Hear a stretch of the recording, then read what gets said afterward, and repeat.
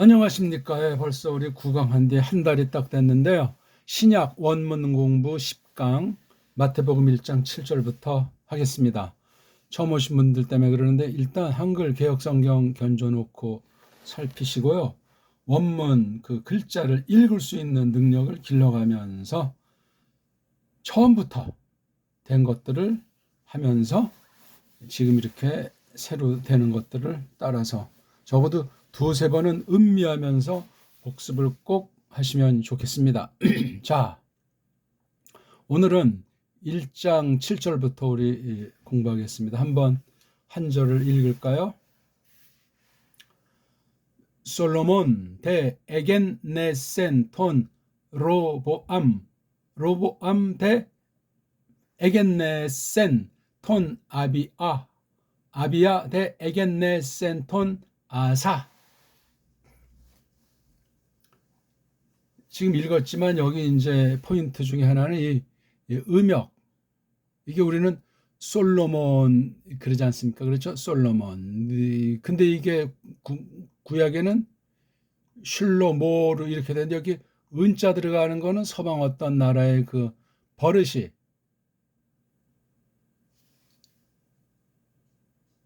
여기 기어 들어가 있는 것 아니겠습니까?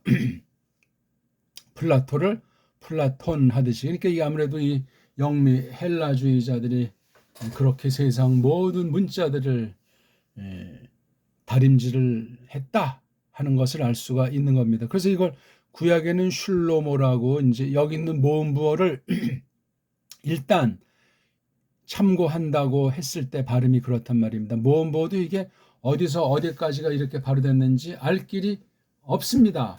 그런 거룩한 의심, 거룩한 분노가 담긴 성경에 대한 성경 절대 주권에 대한 그 조심스러운 확신, 주대의식 그런 것을 지니는 믿음살이를 해야만 합니다. 아니면 세상 노예가 종교, 성경의 노예까지 흘러서 끝장날 수도 있음을 우리 노예근성이 꽉 찬 이 땅에 있는 우리야말로 정신 번쩍 차려야 돼. 모든 나라가 다 그런 노예근성이 없는 현존 나라가 아닌 곳이 없습니다. 육만 그런 것이 아니고 영으로 사탄이라는 이 영, 그놈의 그 식민지들 아닙니까? 온 세상을 막 그냥 속이는 그런 하나님의 무섭고도 장중한 깊은 경륜 가운데 벌어지는 이 영육 간의 이 식민지에 대한 태도, 각성, 분별, 반성 그런 것들을 옳게 성령님께서 우리를 거듭나게 하시고 하나님 말씀을 깨우쳐 주시며 내가 누구인가를 아는 것을 전제로 자기를 자기 부정을 해야 됩니다. 그것이 아니면 얘기가 되질 않아요. 다 제 잘난 맛에 첫사랑도 다 잃어버리고 옛사람이 다시금 살아나가지고 엉망진창인 게 세계 교회의 그동안 발자국 아니겠습니까? 자, 각설하고 그래서 이런 이름들이 외형으로 번역할 때 굉장히 중요한 핵심인데 다시 말하면 구약 원문 성경 문자를 어떻게 받아들이냐 거기에 어떤 장난질을 했는가를 아는가 그런 것이 매우 중요합니다. 이건 나라마다 개인마다 천차만차이기 때문에 더 정신을 바짝 차리셔야 됩니다. 그리고 지금 우리가 이거 읽어나가는 것이 1절에 말했을 때 여기 이제 다비드가 나오잖아요. 그 다음에 아브라함이 나오는데 여기 처음에 이제 아브라함을 얘기했다가 6절에서 다비드가 이제 출발하지 않습니까? 대해서에게 앞에 문장 끝나고 새로운 문장에 대니까 이렇게. 그래서 6절 하반절엔 다윗이란 말이에요. 그러면 이 아브라함부터 다비드까지 말이에요. 이 족보를 통한 그 속에 깔린 역사관, 역사의식이라고 할까, 역사 철학이라고 할까, 이걸 우리가 성경에서 확립해 나가야만 합니다. 세상 역사관에 빌빌 싸질 말고 그건 참고사항이고 우리 배달교로서 어떤 역사에 대한 자각이 있는가, 그 출발은 언어 문자관부터 비롯됩니다. 언어 문자관이 없다. 그건 완전히 역사가 뻥꾸라가 됐는지 뭔지 모르는 가운데 그냥 역사 그러면 뭐 땅을 속이고 그림인 지도를 속이고 그 안에서 벌어진 문명이라고 할까? 관습이라고 할까? 그걸 다 그냥 속여서 그냥 세뇌시킨 1세대 지나 2세대 100년 지나 200년 그러면 끝을 알 수가 없어요. 온 세상의 상태가 그렇소이다. 하나님께서 눈을 열어주시고 분별력을 주셔서 똑바로 알고 믿게 하는 그 알곡들 대부분이 싹군 천지 아니겠습니까? 그런 올바른 계열, 남겨둔 계열, 뭐 성경 어떻게 표현을 하시든 그런 계열의 역사관으로 성경을 뚫으셔야 돼요. 아니면 큰일 납니다. 마태가 구약의 이제 선민이라고 하는 구약의 이스라엘로 이제 대표하는 그 사람들을 중심한 하나님의 경륜을 메시아 예언 성취로서 오신 사실로 크리스토스를 증거하는 기록을 했는데 땅에서 어떻게 하셨는가 하는 것도 이제 제한된 처지로 우리가 참고할지라도 말입니다. 그런 면에서 이것을 꿰뚫지 못하면 그냥 서양 애들이 해놓은 거 식민지 의식 가운데서 그냥 그 답습하는 그게 무슨 정통이고 그게 무슨 개혁입니까? 환상에 젖어서 착각 속에 빠져가지고 잠꼬대하는 수준에 지나지가 않지요. 어떻습니까? 우리는 지금 대한민국 역사가 지금 어떻게 돼 있는 거예요? 1948년 7월에 시작한 것이 대한민국입니까? 외형상은 맞아요, 그거. 그때 정부 수립을 했지, 나라 수립입니까? 남북은 다 정부라고 하는데 서로 또 각각 싸울 때는 각각 한쪽 자기네 나라만 인정하고 딴 나라는 이거 가짜라고 말들을 하고 있으니, 그러니까 지금 그 위정자들이나 시민들이 다 그냥 지금 헤매는 거야. 전반적으로는 뒤에 세계 조류와 그 강대국들의 등살을 물리친 적이 없잖아요. 조선이라고 하는 나라가 언제 어떻게 망했는지도 모르고 조선이라는 나라의 그 정체가 과연 이게 고려랑 같이 상존했는지 하는 그 아리까리한 기록들도 있고 1392년에 고려가 망했다는데 그것도 기록이 불비하다 말이죠. 또 그 한 줌도 안 되는 그 왜곡된 그 기록들이 있고 고려사 저료라든가 또 뭐 편집했든지 뭐였든지 고려사라고 알려지는 그 고려실록이라고 하는 것을 예측해 하는 이런 기록들조차 정말 우리 한문으로 된 것을 전제하고 누가 각색을 했든지 그걸 정독하고 그 속에 있는 그 한문으로 된 우리 고전 역사 기록들을 정말 제대로 소화한 사람이 역사학자 중엔 없다고 보는 것이 당연하고 일반 남겨둔 그 옛날 한학을 한 분들 지금 거의 없잖아요. 정말 너무너무나 심각해요. 엉터리, 왜곡, 각색, 조작, 소설로 된 서양사관, 유럽사관으로 그냥 국사도 가르치고 그 줄을 그쪽으로 가방줄을 서야 밥벌이라도 하는 거예요. 근데 그게 진짜를 말하면 뭐 밥벌이 하든 말든 상관이 없는데 가증스럽게 거짓말을 갖다 그렇게 나팔수로 하고 방방 뜨면 어떻게 되겠습니까? 최근에도 뭐 탄핵 정국의 어떤 그 역사에 대한 것을 가지고 또 그냥 수다를 떠는 이 일들도 있는 모양이던데 참 갑갑한 얘기예요. 신자라면은 배달결의 신자라면 21세기를 지금 거린다고 하는 하나님 백성이라면 이 성경 말씀을 어떻게 봐야 될 것인가? 어떻게 해석해야 될 것인가? 그게 다 성령님의 주권사역에 연결돼 있으니 그런 걸 우리가 늘 고심하셔야 되겠어요. 성경은 거짓 무리들 중에 가짜 유대인, 일명 거짓 유대교주의자들의 해석에 물들어 있어요. 거기에 이제 그게 누구한테 서로 윈윈하면서 기생부터 있냐면 로마 카톨릭한테. 또한 이쪽 헬레니즘이라고 하는 그쪽 아이들. 그래서 이게 삼두마차가 돼가지고 온 세상을 속이는 거기 이 성경 가지고 주도하는 놈은 가짜 유대인들이에요. 그 족보도 복잡해요. AD 7세기 전후에서 태동을 했는지 그럼 그 전 역사는 어떻게 되는가? 그걸 모른다는 것이 뻥이라는 얘기 아닙니까? 왜냐하면 세계사 자체가 왜곡이 돼서 1900년 초에 지금 우리가 공공연히 말하는 그 세계사를 재정립해 놓은 거예요. 완전히 소설인데 그게 뭔지 모르도록 완전히 결례를 막 나누고 옮기고 나라를 세우고 패하고 언어를 막 번벅이 만들어 놓은 것이 지난 200년, 300년 역사라고요. 그거 모르면 분간을 할 수가 없고 오늘 현대 신학이라고 하는 것이 특히 이렇게 원문 방면 연구라고 하는 것이 얼마나 어처구니가 없는지 정신 차리셔야 돼요. 신학하는 게 죽음의 길이고 고난의 길이고 세상에서 빛 없이 이름 없이 짓밟히는 길이다. 그런 길이라면 누가 신학을 하겠습니까? 신학하면 뭐 대우도 받고 입에 풀칠도 받고 명예도 얻고 뭐 으쓱한다 하는 아무리 정통신학은 정통신학 할배를 배우고 자기는 까는 그렇게 확신한다고 해도 주제를 알아야죠. 배달결례면 배달결례를 향하신 일반은총의 기본을 알지도 못하는 자들이 뭘 한답니까? 소개할 만한 신학교가 있고 또 하나도 없을지라도 정말 추천할 만한 선생이 과연 누가 있냐고요. 저마다 이 사람 저 사람 뭐 입에 침이 튀길 정도로 선전하는 사람도 있을지라도 말도 안 되는 거예요. 원문 하나 제대로 갖춘 정통보수 있냐고요.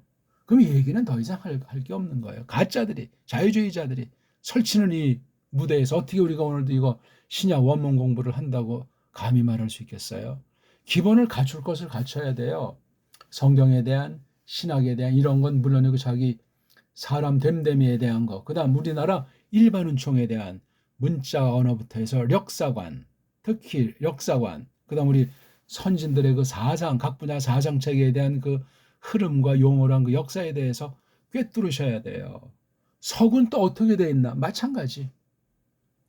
서구도 제대로 아는 사람이 얼마나 있냐고요. 그 요즘 뭐 흔한 얘기 뭐 일루미나티니 뭐 프리메이슨이니 그 자체도 참 깨끗한 말이 아닌 거예요. 주의해야 된단 말이에요.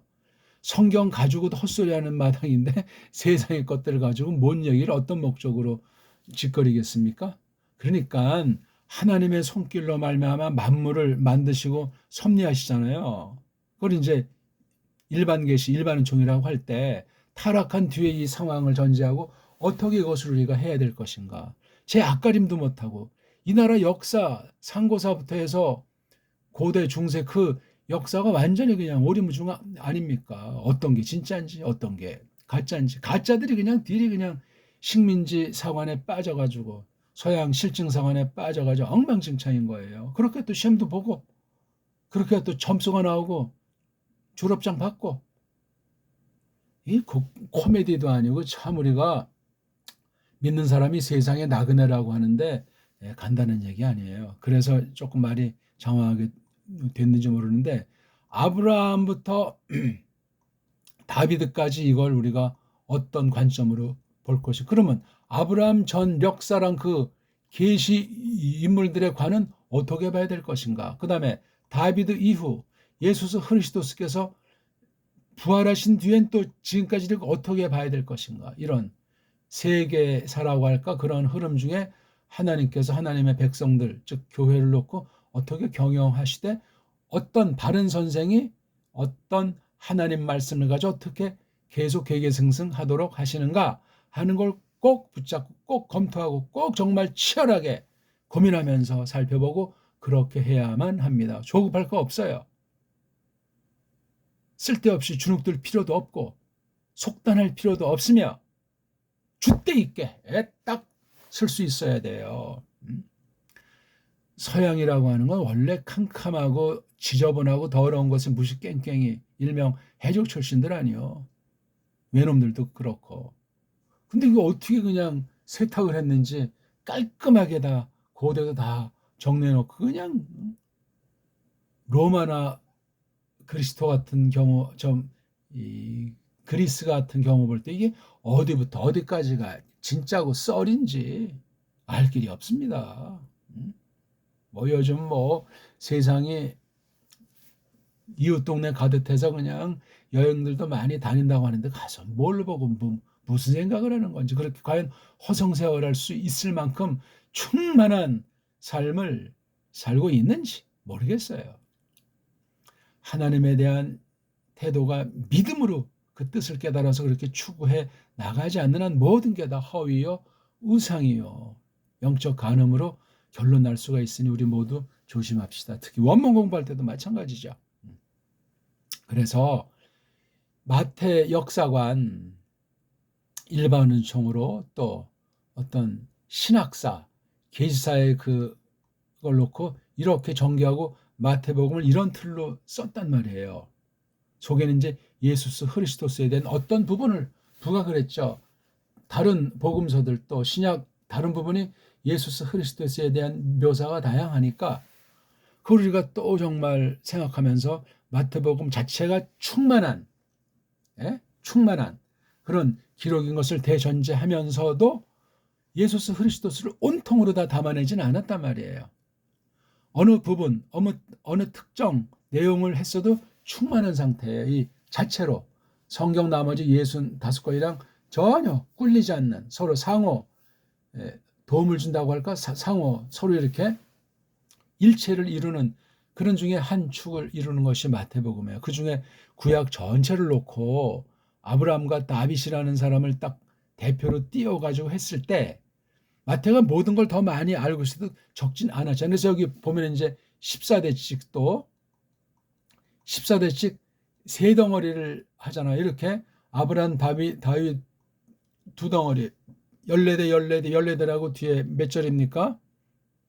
여기 이렇게 또 이제 아브라함서 다윗에서 바벨 이렇게 해서 이제 마침내 크리스토스까지 이렇게 14대시라고. 그러니까 이게 여기서 보니까 사람을 대표로 한 구약을 놓고 예수스 그리스도스까지 될 때는 이게 디아스포라고 하는 거 이거 여기 안 나옵니까? 여기는 디아스포라 대신 이거 메토이 캐시아선 아무튼 이렇게 구도를 간단히 잡은 거예요. 꼭 이런 식으로만 할 수 있다는 것은 아니나 마태복음에서 1장 2절부터 17절에 얽힌 이 하나님의 그 계시 역사 뭐 좁게는 구속사가 됐건 또 뭐 달리 신국사가 됐건 뭐 말이 성립하는지 모르지만 언약사가 됐든지 이러저런 것을 가지고 이것을 설명할 때 내가 서양 세상 역사의 시각으로 이것을 접촉하는가 아니면 배달결의 역사에 대한 의식이 있는가 이것 또한 중요해요. 역사의 관점을 논하는 그 역사관 역사를 해석하는 원리 그런 부분에 대한 것도 철두철미 고민하고 필독서를 읽고 성경 계시 비춰서 다 그냥 박살 내면서 그렇게 하나님 뜻이 어떻게 섰는지 그런 교회관 그런 믿음이라야 하겠습니다. 아무튼 같이 늘 그런 공동의 과제를 먼저 이제 던지고 우리 오늘 여기 1장 7절 한번 조금 봐 나갈까요? 여기 전 이거 딱 이제 지금 보면서 대자가 일단 눈에 꽂히는 거예요.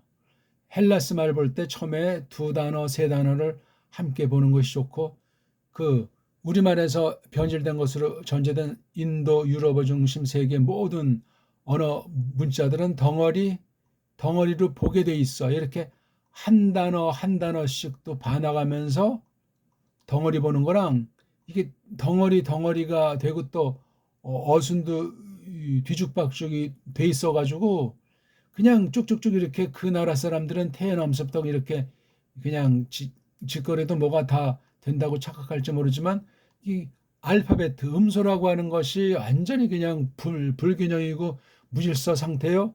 그 근본이 소리의 체계를 망실했기 때문에 자음모음이라고 하는 음소 문자 체계가 엉망진창이기 때문에 휙해도 뭔 소리를 하는지 모르는데 그걸 휙해도 이렇게 될 수 있도록 많은 문법 장치, 뭐 철자법, 뭐 표기법 해가지고 문장 여러 가지 기호들 이런 거 해서 편집 방면에 아주 대단한 발전을 일으켰다고 자화자찬하는 그런 것으로 껍데기를 캄프라치하지만 그 근본은 결국 배교를 이루는데 악한 병기를 만들어냈다는 것밖에는 결론이 안 나는 거예요. 무서운 일입니다 이게. 사람 자체가 썩어 문드러졌는데 그런 사람이 경영하는 만물을 놓고 뭐 세상에 제도를 만들든 뭐 관습을 만들든 뭐 나라를 통치하건 그 모든 방면에 언제든지 100% 그냥 썩어 문드러진 하나님을 대적하는 성경을 뭉개는 그런 것들이 도사질 수 있고 또 그런 역사를 지금까지 쭉 이어오고 있다는 것을 확신하셔야 돼요. 한국 또한 예외가 아니고 나 또한 예외가 아니다 하는 것을 가지고 우리가 정말 처음 대하듯이 하나님께 다 내맡기면서 믿음으로 성령님께서 충만하게 이끌어 주시길 바라면서 그렇게 하셔야 돼요. 한 글자 한 글자 한 글자가 남은 그 소리 하나 그 뜻을 잘 하셔야 돼요. 그래서 이걸 딱 볼 때 헬라스 같은 경우는 대라는 것이 우리말 같으면 앞에 나오잖아요. 근데 이렇게 벌써 이 두 문장 앞에 문장과 뒤에 있는 센텐스를 월을 이렇게 할 때 이게 앞에 나오는 게 자연스러운데 얘네들은 그렇게 하질 않았잖아요. 사연이 뭐가 됐든지.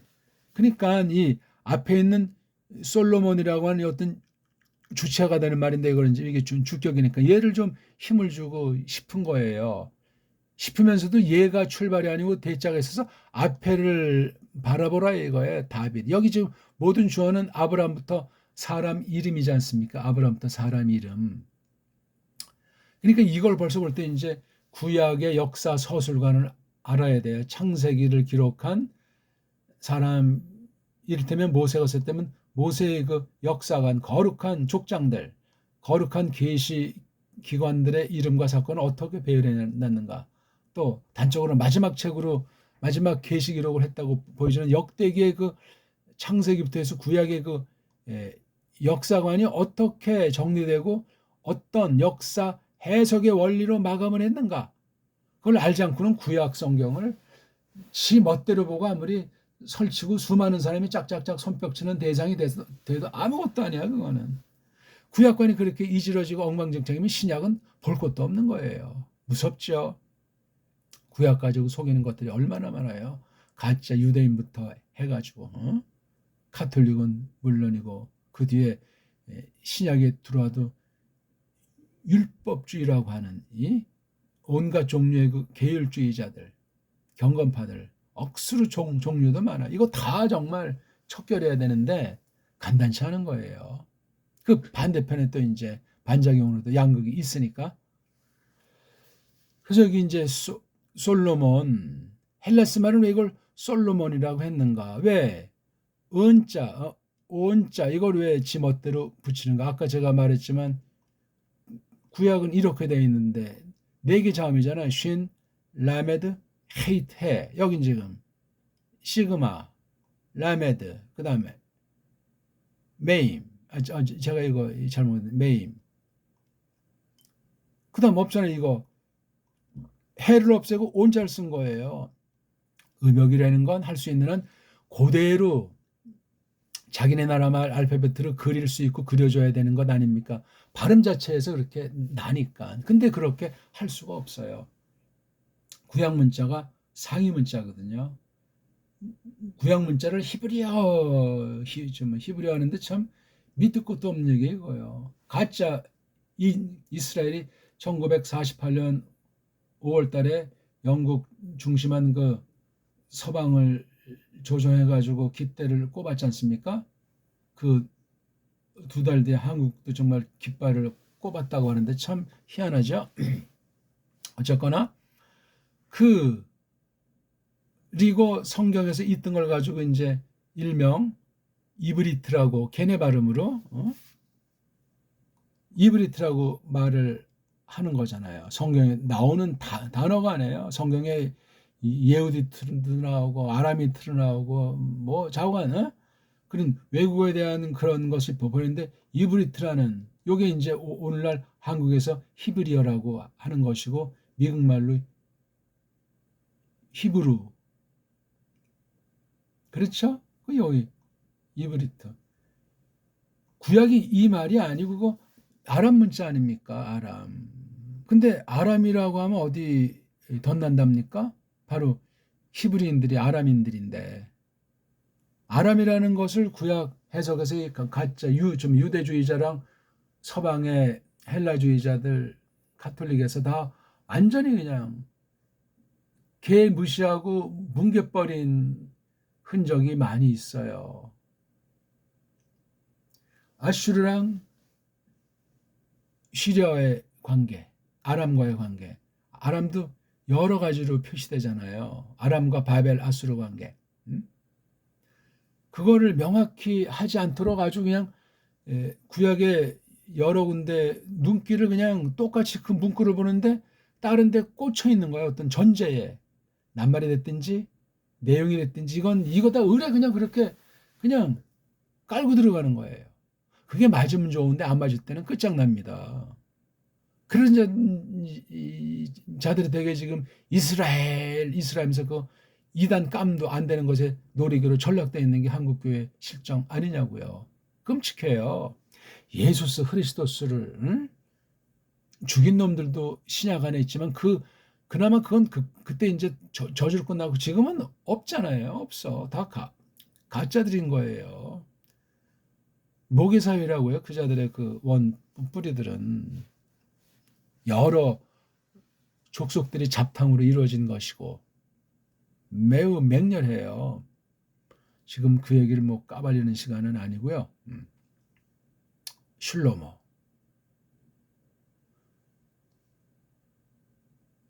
그 다음 로보암. 이게 우린 뭐 여로보암이라고 합니까? 아니면 뭐 르호보암이라고 합니까? 아무튼 헬라스 말로 이게 이렇게 되어 있는 건 우리가 헬라 성경을 볼 때 굉장히 조심해야 되는 전제가 있는 거예요. 헬라주의도 끝장난단 말이에요. 헬라어가 뒤에 그 라틴으로 아주 이게 계승되는 듯 하면서 헬라어를 무시하는 새로운 세계를 수립한 요 언어가 이것도 거의 뭐 에스페란토 같은 그런 성격이 있는 것이 이게 서바나어 있지 않습니까? 서바나, 이거 뭐 스페인 또는 에스페네, 왜 이름도 많아. 그 다음에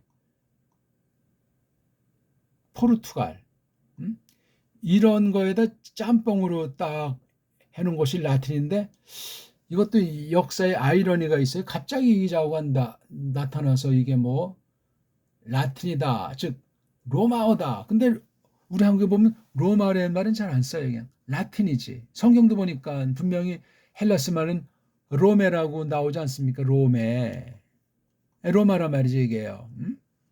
근데 정작 번역에서는 또 라틴도 쓴단 말이에요. 라틴이요, 이게. 라틴이 이게 언제적 용어인데 왜 이런 말이 헬라스 말로 기어 들어왔나 이거죠. 물론 신약에 이제 구약 중동의 언어들도 있고 또 이렇게 라틴 계열도 있고 짬빵이죠. 헬라주의 자체가 뭐 다문화인지 다민족인지 짬빵이에요. 그 하나님의 무서운 저주 섭리예요. 바벨주의란 말이에요. 그게 다 싹 다.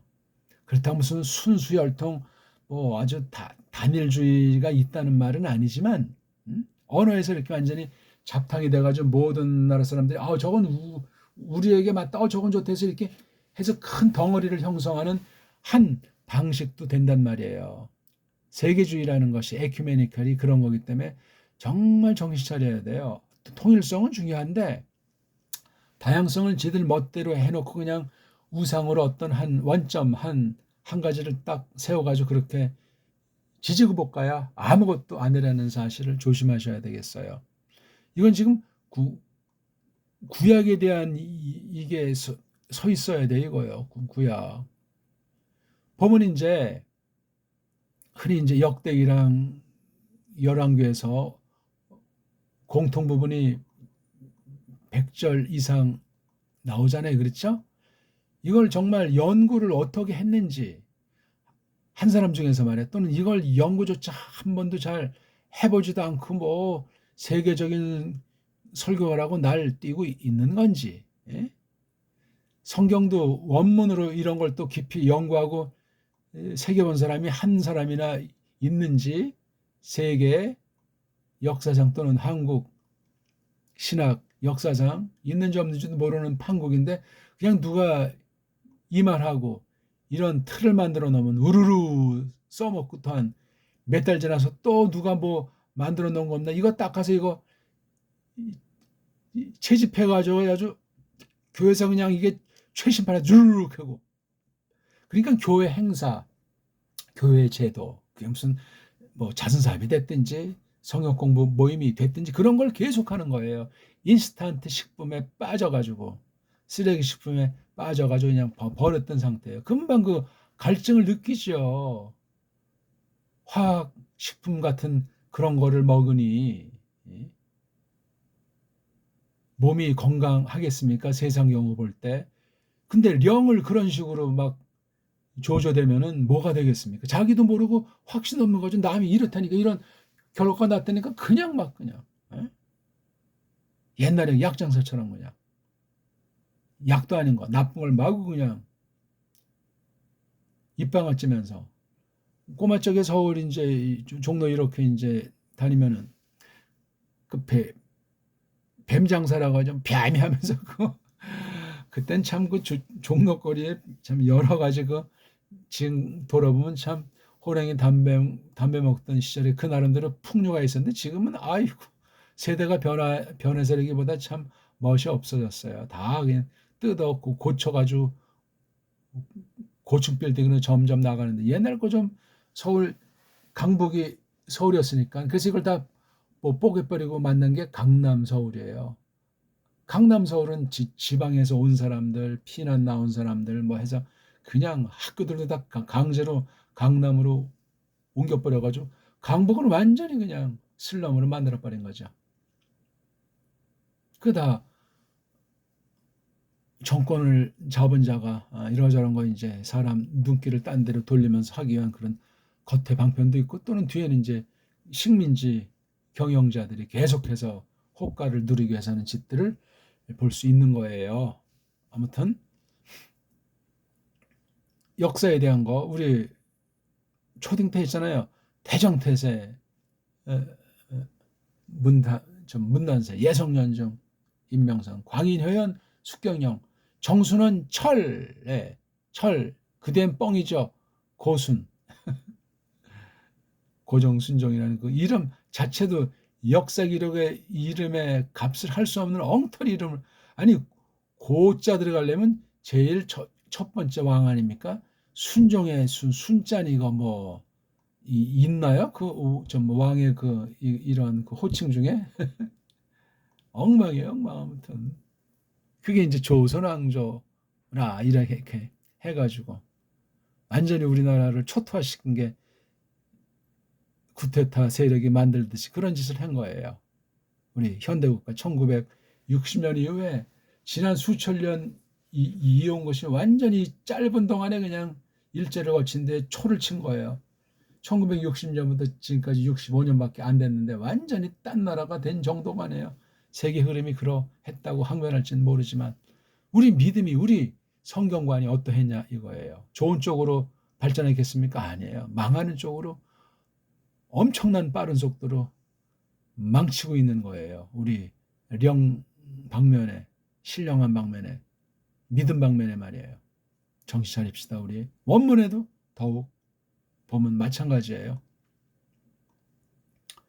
자, 뭐 아사, 이오사파트 그렇게 이것을 일단 헬라스 말로 음역하지만 구약의 낱말이 있으면 구약 낱말을 최고로 잘 소리내고 그릴 수 있는 정음의 원리로 하면 돼. 이건 전부 다 쪽발이 말로 돼 있어요. 우리 한글 번역 성경은 쪽발이 소리로다가 반쪽으로 갈라졌다 해서 쪽발이라고 하는 거예요. 쪽으로 갈라졌다고.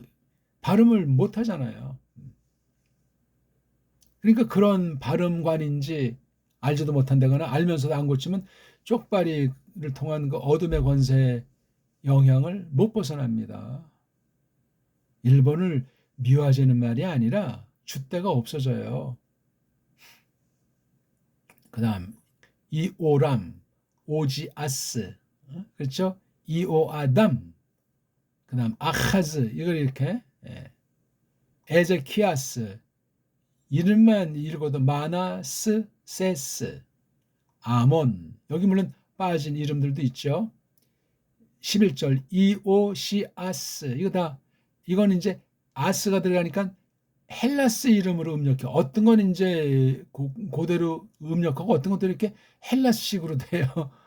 그러니까 뒤죽박죽인 상태라는 거예요. 헬라스 알파벳가. 그러면 그 알파벳가 그렇게 엉망진창이기 때문에 성령님이 갖다 쓸 때는 오류가 없는데 이것을 받아들이는 우리가 문제가 있으면 세상, 고전, 헬라 이러저런 것들이 기어들어와요. 원문하는 사람이 그렇게 완전히 망가뜨려 놓고 그런 것을 가지고 성경을 번역했으니 어찌할 것이며 그런 엉터리 엉망 번역 성경 가지고 설교가들이 그런 게 준비가 안 된 사람은 더 엉터리로 해설을 하지 않겠는가?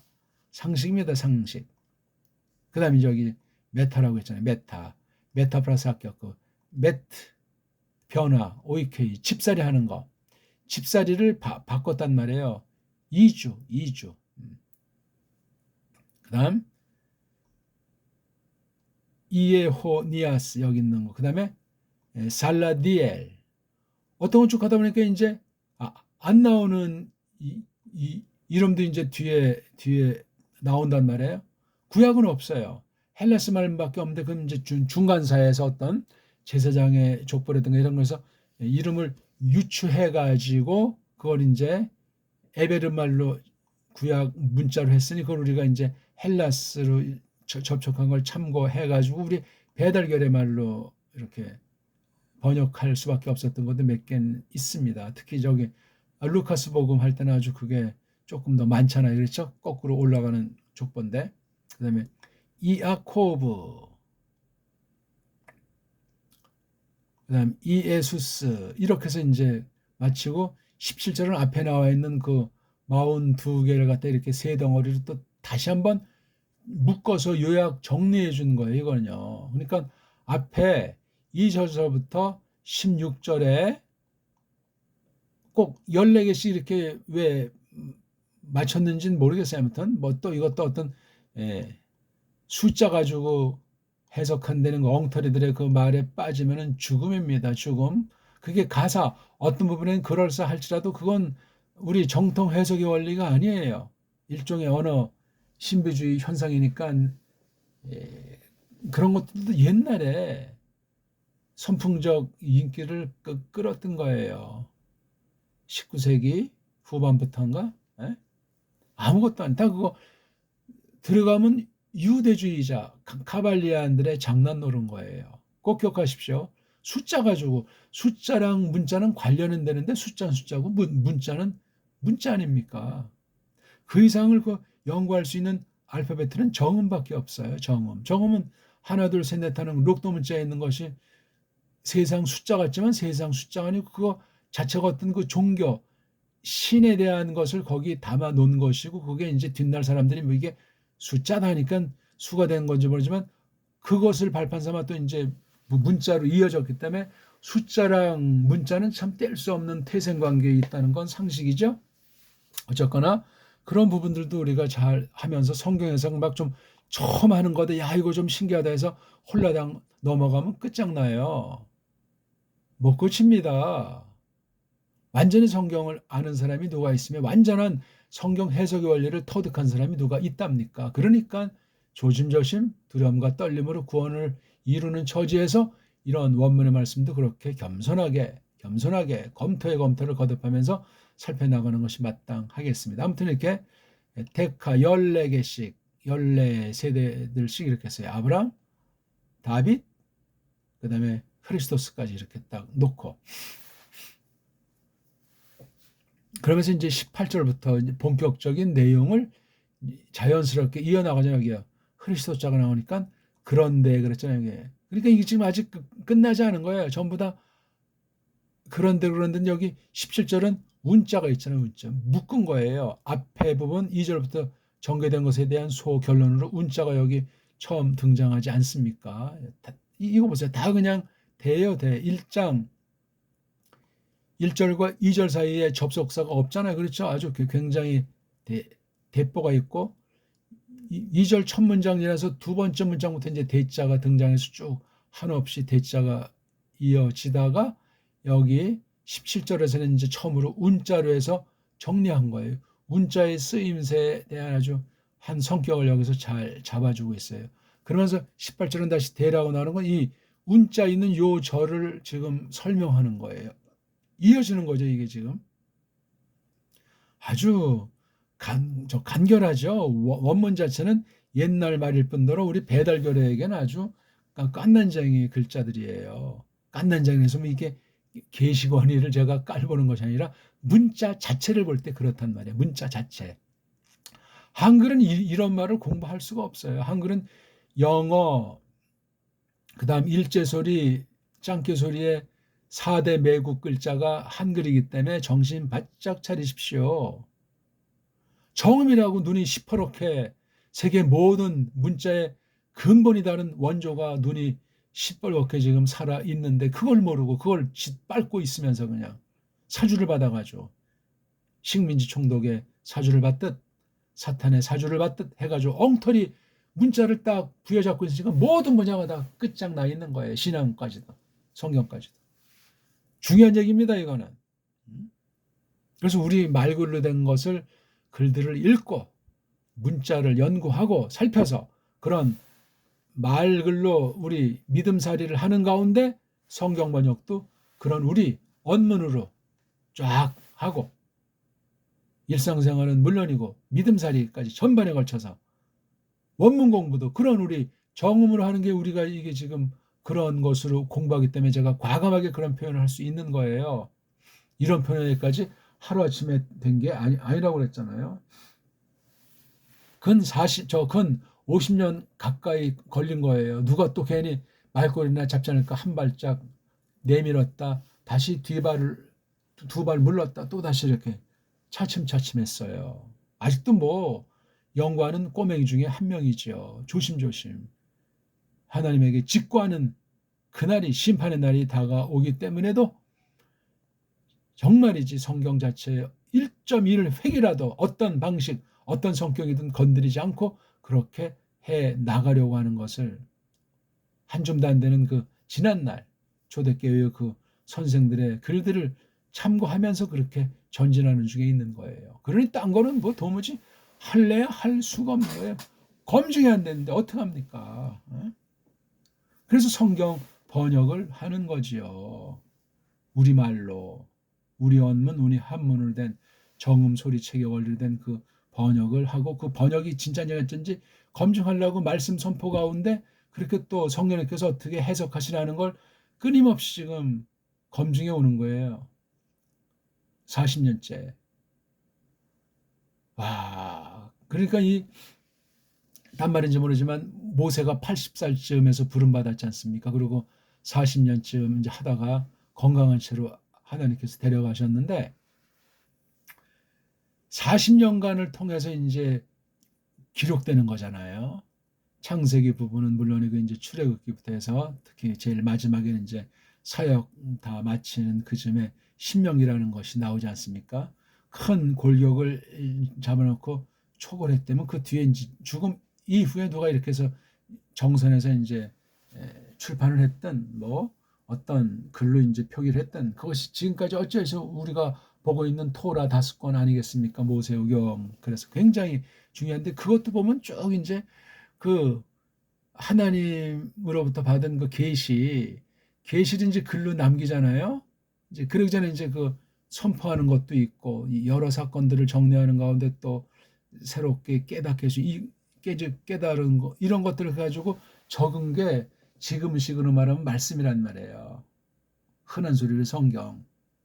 그렇듯이 우리가 이 성경 번역이라는 게 이게 간단치 않아요. 뭐 원문이나 뛰어난 말을 달달달달 한다고 해서 되는 문제도 아니고 서구신학의 부패, 이 원문 성경관에 널브러져 있는 그 무서운 더러운 음모들, 이게 서방 문사철 속에 낱낱이 배어 있는 것을 다 까발리고 분별할 수 있는 능력을 형성해야만 합니다.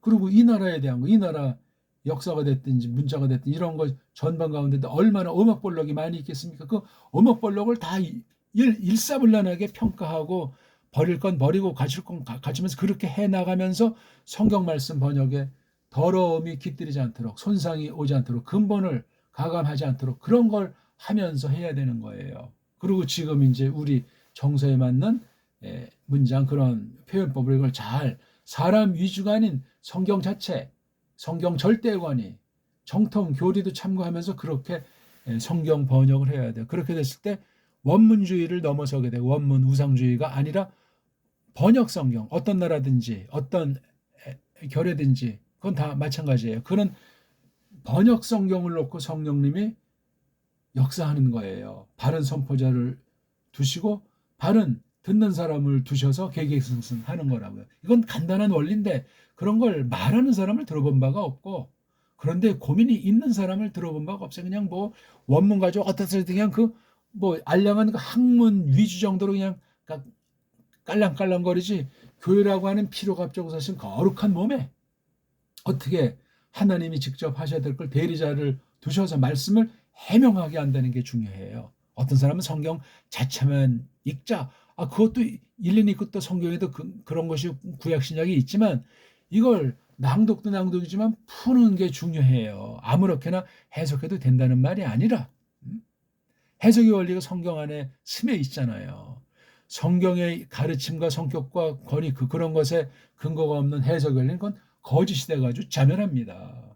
지멋대로 해석하는 것에 대해서 구약과 신약에서 얼마나 무섭게 통렬하게 경고를 하고 계십니까? 근데 그냥 너나 신학한다고 하고 너나 없이 뭐 설교한다고 망방 뜨고 너나 없이 뭐 이게 저게 그냥 무슨 뭐 밥이나 얻어먹으러 다니는 사람처럼 뭐 말씀이 잘 쪼갠다는데 그냥 왔다리 갔다리 하면서 정처 없이 떠도는 사람이 7, 80%가 넘지 않습니까? 오늘날 90%가 넘어요. 이건 떠도르 교회는 교인 나올 수가 없어요. 위험한 거예요. 매우 위험해요. 완전한 교회가 없는데 왜 자기 귀동냥 하나 다니는가? 그건 성경에서 혼나는 성경이에요. 그런 사람이 있을 수가 없어요. 그거는요. 하나님 좋으신 대로 말씀이 나오고 하나님 좋으신 대로 말씀을 듣게 해주시는가? 그것을 우리가 확인하는 것이 중요하지 않습니까? 지금 제가 말씀드린 건 그냥 상식에 속한 걸 조금 이렇게 표현해 드리는 거예요. 성경에 근거 없는 말은 뭐 할 시간도 없지만 한 적도 없고 해서도 안 되는 걸 배운 사람 중에 한 명으로서 그렇소이다. 모르는데 어떻게 말을 합니까? 제가 직접 확인도 안 하고서 어떻게 그런 것이냐 떠들 수 있냐고요. 저는 좀 이런 교회 지도자들을 비판하는 소리 같은 건 비판을 위한 비판이 아니라 말씀을 좀 연구 좀 하고 말씀 연구에 도구들을 좀 잘 준비를 하며 정말 우리 구원의 믿음 하나님 앞에 정말 죄인으로서 구원받은 의인으로서 그런 그 정말 낮춤에 거하면서 그렇게 은사로 섬기면은 좋겠다는 거예요. 근데 이런 준비도 하나도 없이 껍데기 마냥 배워가지고 그냥 그 풋내기들을 데리고 골목대장 노릇을 하니 이게 뭐가 되겠냐고요. 이게 수준이 가사 똑바른 쪽으로 한다고 해도 정말 아직은 수준 이하인 거예요. 거기다가 이 땅이 지금 어떻게 됐는지 역사를 합니까? 상태를 합니까? 그냥 일반 은총의 전반에 대한 건 세계 흐름을 꿰고 있어도 시원치 않은 판국인데 사탄의 속임이 온 세상을 속이는 것이기 때문에 모든 분야 특히 중추 분야 문자 역사 언어 사상방면은 철두철미 이것을 성경 말씀으로 분별할 수 있는 진리형으로 사로잡히지 않으면 모든 면에 자격이 없습니다. 있을 수가 없는 얘기잖아요.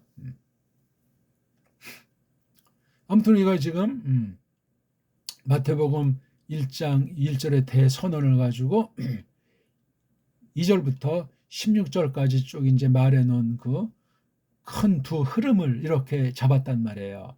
우린 이것을 놓고 해석을 할 수 있어요. 이건 지금 마태도 자기가 다 많이 아는 것 중에 요 정도만을 쓴 거예요. 더 많이 쓸 수도 있겠지. 근데 성령님께서 이렇게 주권으로 감동하셨으니 나머지는 우리 몫이에요. 시대를 두고 뭐 정경론이 맞고 틀리는 거 이전에 신약 성경으로서 또 섭리 가운데 또 제일 앞에 나와 있는 것을 뭐 절대 잘 필요는 없지만 그것도 참고하면서 그렇게 하는 거예요. 성경 바깥에 있는 얘기들은 그냥 거의 기동령할 필요도 없어요. 이 안에 있는 것을 가지고 구약은 신약으로 신약은 구약으로 또 이렇게 신약은 신약 사이에 또 신약에 있는 어떤 그 내용들에 대해서 공동의 내용들이 신약 여기저기 흩어지면 다 묶어서 이게 또 구약과 경륜이 일관성 있게 어떻게 전개되는가.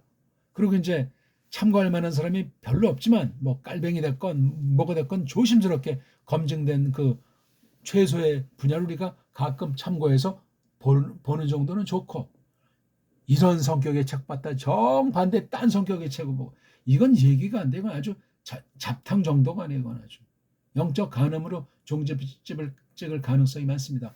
올바른 쪽으로 고치고 나아가기는 나이 들수록 시간이 흐를수록 어려워져요. 첫 단추를 똑바로 해도 그 다음 단추까지가 이게 장난이 아닐진데 나중에 못 고칩니다. 인간의 방법론에 맞게 지나잖아요. 어느 정도 뭐 사람을 좀 끌어모은 뒤에 그때 바로 하면 되지 않냐고 인간 논리에 지나지 않습니다. 제가 내래 신학교 구경 다닐 때 전부 그런 논리에 빠지지 않은 사람이 없었어요. 극소수 선배들 중에 한둘이나 있었을까? 나중엔 그나마도 다 희미해지고 변질하는 거예요. 왜? 장성을 못한단 말이에요. 장성을.